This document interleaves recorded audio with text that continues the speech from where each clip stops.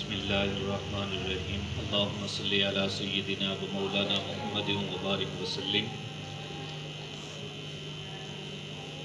پیارے نبی صلی اللہ علیہ وسلم، رحمت دو عالم صلی اللہ علیہ وسلم کے جنت کے ہمسائے کون لوگ؟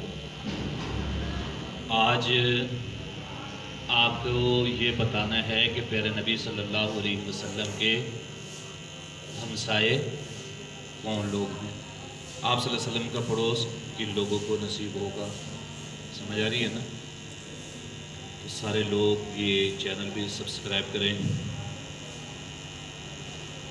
اچھی ویڈیو کے لیے انشاءاللہ یہ ویڈیو دیکھتے رہیں، اچھی چیز ملتی رہے گی۔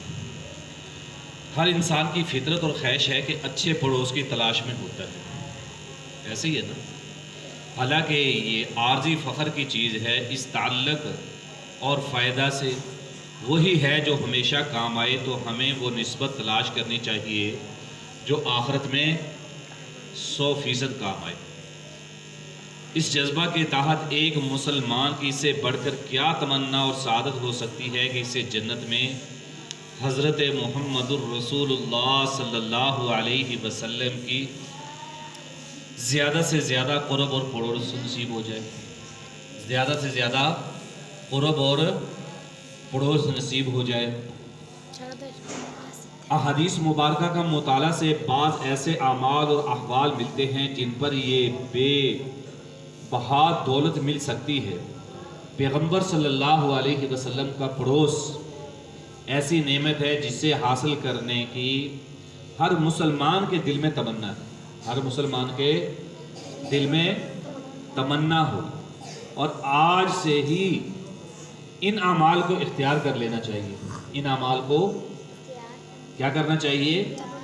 اختیار کر لینا چاہیے، اور اختیار کرنے کے بعد انسان بارگاہ خداوندی میں اتنا تو کہہ سکے گا، خدایا ان اعمال کو عطائے شان قبول ہو، بدلے میں نصیب پڑوس رسول ہو، بدلے میں پڑوس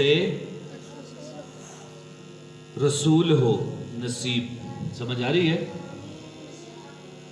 اچھا جی، آج کل ہمارے ہاں جب کوئی لڑکی پیدا ہوتی ہے نا تو کیا کیا جاتا ہے؟ لوگوں کے منہ موٹے ہو جاتے ہیں، لڑکا کیوں نہ پیدا ہوگا، لڑکی کیوں پیدا ہو گئی۔ میں نے یہی قریب میں ایک بندے کو دیکھا، اللہ تعالیٰ نے اس کو کافی دیر کے بعد اولاد سے نوازا، اللہ تعالیٰ نے اس کو ایک بیٹی عطا کی، اللہ تعالیٰ نے اس کو بیٹی عطا کی، اور اس اللہ کے بندے کو میں نے یہ روتے ہوئے دیکھا کہ مجھے بیٹا کیوں نہیں مل گیا، بیٹی مل گئی۔ حالانکہ اس بیوقوف کو، عقل کے اندھے کو یہ پتہ نہیں کہ جب انسان مرتا ہے نا تو چارپائی کے پائے پکڑ کر بیٹیاں ہی روتی ہیں، بیٹے نہیں روتے۔ بیٹا نعمت ہے، ایک رحمت ہے، بیٹی 7 رحمتیں۔ کتنی؟ 7 رحمتیں۔ تو پیارے نبی صلی اللہ علیہ وسلم کا فرمان کیا ہے؟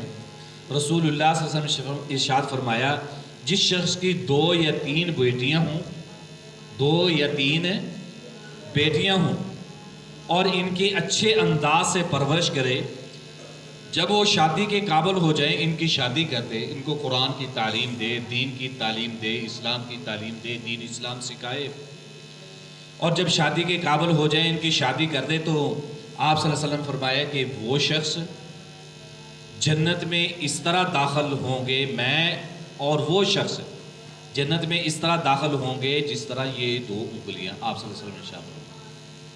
تو کتنی بڑی دولت ہے بیٹیوں کے اوپر خرچ کرنا، بیٹیوں کو پالنا۔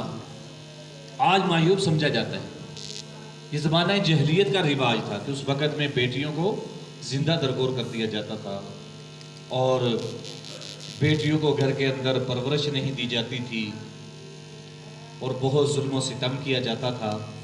لیکن پیارے نبی صلی اللہ علیہ وسلم نے بیٹی کو آ کر عزت دی۔ کتنی عزت دی کہ پیارے نبی صلی اللہ علیہ وسلم نے فرمایا کہ جس نے 3 بیٹیوں کی پرورش کی، ان کو اچھی تعلیم دی، دین اسلام سکھایا، اس کے بعد کیا؟ ان کی شادی کر دی، وہ اپنے گھر میں چلی گئی، آپ صلی اللہ علیہ وسلم نے فرمایا کہ وہ شخص میں اور وہ شخص جنت میں بہت قریب قریب ہوں گے۔ اور دوسرا بندہ کون ہے؟ سرکار دو عالم صلی اللہ علیہ وسلم فرمائے جس نے میری سنت سے محبت کی وہ میرے ساتھ جنت میں ہوگا۔ جس نے میری سنت سے محبت کی وہ جنت میں میرے ساتھ ہوگا۔ محبت کی اصل علامت اتباع ہے۔ اپنی زندگی کے شب و روز سنت نبوی میں ڈال لیجیے، اپنے زندگی کے شب و روز سنت میں ڈال لیجیے۔ جنت میں پیغمبر صلی اللہ علیہ وسلم کا ساتھ نصیب ہوگا۔ پیغمبر صلی اللہ علیہ وسلم سے محبت کرنا، حدیث شریف میں آتا ہے کہ ہر شخص اس کے ساتھ ہوگا جس سے وہ محبت کرتا ہے، لہٰذا ہم بھی پیغمبر صلی اللہ علیہ وسلم سے محبت کر کے جنت میں نبی رحمت صلی اللہ علیہ وسلم کی رفاقت اور پڑوس حاصل کریں۔ محبت اتباع کرنے سے حاصل ہوتی ہے، محبت اتباع کرنے سے حاصل ہوتی ہے۔ اور تیسرا شخص تھا، اور چوتھا کون ہے؟ حضرت ربیعہ رضی اللہ تعالیٰ عنہ کیا کہتے ہیں کہ میں نبی صلی اللہ علیہ وسلم کی خدمت میں رات گزارا کرتا تھا۔ نبی کریم صلی اللہ علیہ وسلم کی خدمت میں رات گزارا کرتا تھا۔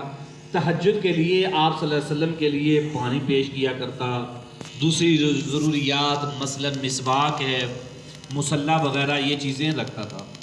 ایک مرتبہ جناب رسول اللہ صلی اللہ علیہ وسلم نے میری خدمات سے خوش ہو کر فرمایا، مانگ کیا مانگتا ہے؟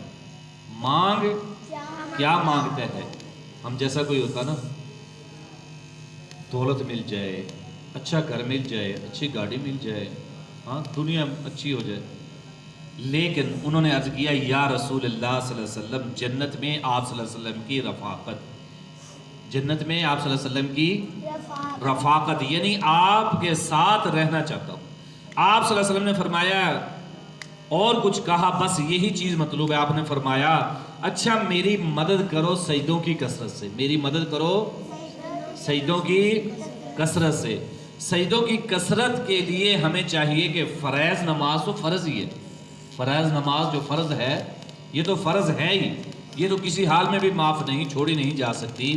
اس کے ساتھ ہم نوافل بھی پڑھیں، اس کے ساتھ ہم تہجد کی نماز کی پابندی کریں، اشراق کی نماز کی پابندی کریں، تاشر کی نماز کی، اوابین، تحیت الوضو، تحیت المسجد، اور جتنا اہتمام ہو سکے کرنا چاہیے تاکہ ہم بھی اس دولت کو حاصل کر سکیں، ہم بھی اس دولت کو حاصل کر سکیں۔ پانچواں شخص حضرت انس بن مالک رضی اللہ تعالی عنہ کو آپ صلی اللہ علیہ وسلم نے من جملہ دوسری نصیحتوں کے یہ بھی نصیحت فرمائی کہ ایک لمحہ کے لیے کسی مسلمان سے کینہ یا حسد نہ رکھو، کسی مسلمان سے کینہ یا حسد نہ رکھو۔ یہ میرا طریقہ ہے، جس نے میرا طریقہ اپنایا اس نے مجھ سے محبت کی، اور جس نے مجھ سے محبت کی وہ میرے ساتھ جنت میں رہے گا، جنت میں میرے ساتھ۔ کینہ کا مطلب یہ ہے کہ انسان جب کسی کی زیادتی کا بدلہ نہیں لے سکتا تو دل میں انتقام جذبات رکھتا ہے، بدلے کی تلاش میں رہتا ہے۔ جو انسان سب کو معاف کر کے دل کو اس قسم کی برائیوں سے پاک صاف رکھے گا، اس سے بھی جنت میں آپ صلی اللہ علیہ وسلم کا پڑوس نصیب ہوگا، جنت میں آپ صلی اللہ علیہ وسلم کا پڑوس نصیب ہوگا۔ چھٹی چیز، حضرت انس رضی اللہ عنہ فرماتے ہیں مجھے نبی کریم صلی اللہ علیہ وسلم نے من جملہ دوسری وصیتوں کے یہ وصیت فرمائی، اے انس چھوٹوں پر شفقت، چھوٹوں پر اور بڑوں کی تعظیم کرنے سے بروز قیامت میری رفاقت ہوگی، میری رفاقت نصیب ہوگی، میری رفاقت نصیب ہوگی۔ بڑوں کا ادب کرنا، چھوٹوں پر شفقت کرنا۔ بڑوں کا اس لیے ادب کرنا ان کی نیکیاں زیادہ ہیں، سمجھ آ گئی؟ چھوٹوں پر اس لیے شفقت کرنا کہ ان کے گناہ نہیں ہیں، چھوٹوں پر شفقت بھی کرنا یہ بھی ہمارے دین کا حصہ ہے۔ یہ نہیں ہے گالی گلوچ اور ایسی بری عادات انسان کے اندر پیدا ہو جاتی ہیں، ان چیزوں سے بچنا ہے۔